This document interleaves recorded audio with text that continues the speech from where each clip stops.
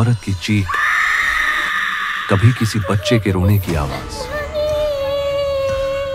बचपन में विक्रम और उसके दोस्त अक्सर उस घर के पास खेलने चले जाते थे। दिन में तो सब ठीक लगता, पर जैसे ही शाम ढलती पूरा इलाका वीरान और डरावना हो जाता। गांव वाले कहते, बेटा उस हवेली से दूर रहना, वहां करणी का आंगन आप है, जो भी उसमें पैर रखता है वो सही सलामत वापस नहीं आता। लेकिन बच्चों को कहां डर लगता है।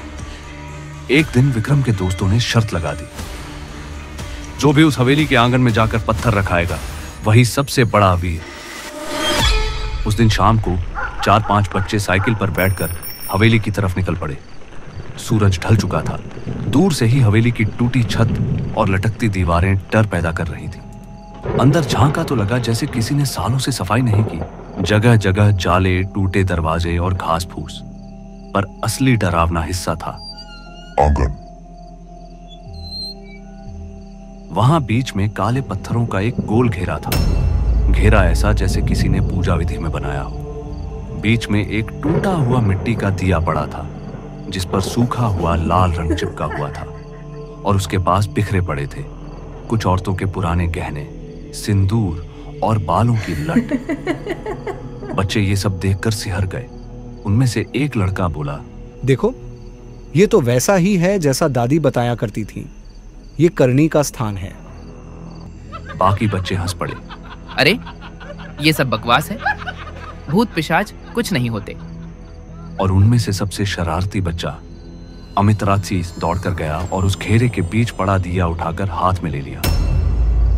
जैसे ही उसने दिया उठाया, अचानक हवेली के पीछे से कुत्तों के झुंड के भौंकने की आवाज आई। बच्चे डर कर भागने लगे, लेकिन अमित वहीं खड़ा हंसता रहा। उसने दिया जमीन पर फेंक कर कहा, अगर यहाँ सच में कोई आत्मा है तो आ जा सामने।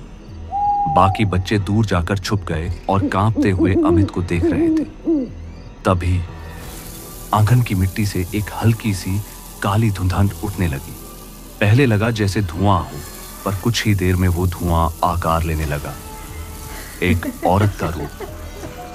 उसकी आंखें पूरी तरह सफेद थीं, बाल खुले हुए और चेहरे पर गुस्से और दर्द का मिला जुला भाव था। वो औरत धीरे धीरे अमित के करीब आने लगी। बच्चे चीख पड़े, लेकिन अमित जैसे वहीं जम गया था। उसके हाथ कांप रहे थे, पर शरीर हिल नहीं रहा था। और तभी उस औरत ने